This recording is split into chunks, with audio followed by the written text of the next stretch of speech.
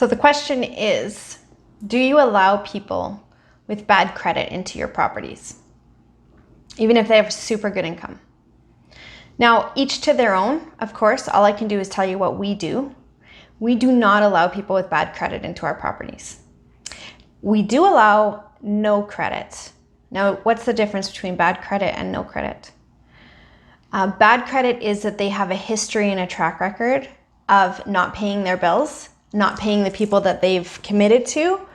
And in my opinion, that just means that I'm going to be next on their list. I will be the next person that they don't pay or are late for, or that I have to chase. And I'm not interested in that. That's not where I want to spend my time in my business. So no credit, the difference is they may be new to Canada, they may be just young, and they may not have, incurred debt before. Now that's a good thing in general. If you've got a 40 or 50-year-old Native Canadian or American and they're there for a very long time and yet they're still not, creating credit, there's probably a reason for that. And so I would say, steer clear or do extra research there. But if it's somebody that's new to Canada, new to the US, just immigrated, if I moved to the US, I'd have to start from scratch with my credit too. So bad credit does not mean, or no credit does not mean bad credit. It just means they haven't established it yet. So, we have some newcomer tenants in our properties that have been some of the best tenants. They often stay for a long time. They move in and they stay for 4 or 5 years even. Interesting stat is that a newcomer to Canada's net worth will actually outrank or outpace a Canadian's net worth within 3 to 4 years of them being here, because they don't get into debt and they save more. As Canadians, we get into debt and we generally don't save. So pretty awesome demographic to have in your places. Long-term tenants, they're very respectful and always, trying to comply because they don't know the rules, so they'll often ask. Great tenants, but they may come with no credit. So yes, I will allow no credit in certain circumstances, but I will not allow bad credit.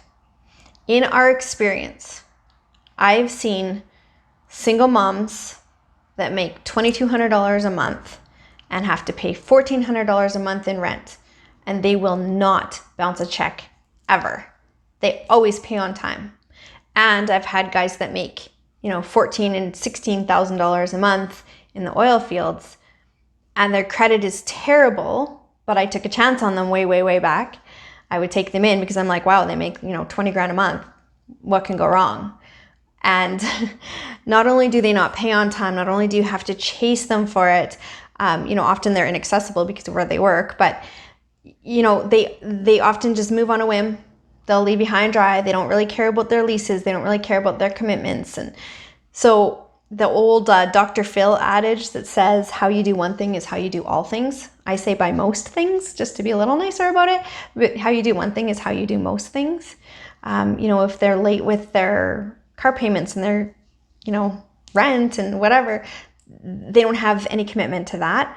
They often don't have any commitment to your rental agreement, your lease, keeping the place in good order, putting it back to rentable order when they leave, those kinds of things. So without trying to judge people's character and just literally going with non-emotional decision making, in our experience, what we have seen is that people with good credit are great tenants, even if they don't make very much money.